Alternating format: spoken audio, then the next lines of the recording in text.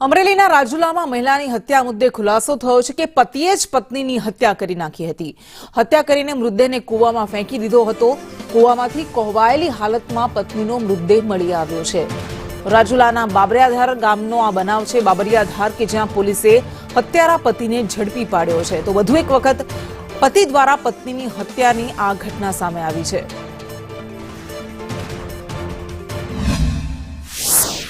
ભાવેશ રૂખડભાઈ પરમાર સાથે એમનું પ્રેમ સંબંધ હતા છેલ્લા 3-1 વર્ષથી.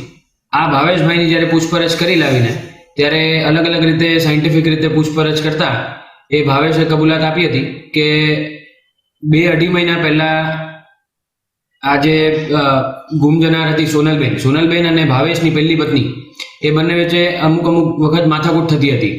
આ હકીકતને ધ્યાનમાં રાખી એ લોકો વચ્ચે ઘણા બધી વખત ઝઘડા કંકાસ ને એવું બધું ચાલતું રહેતું હતું.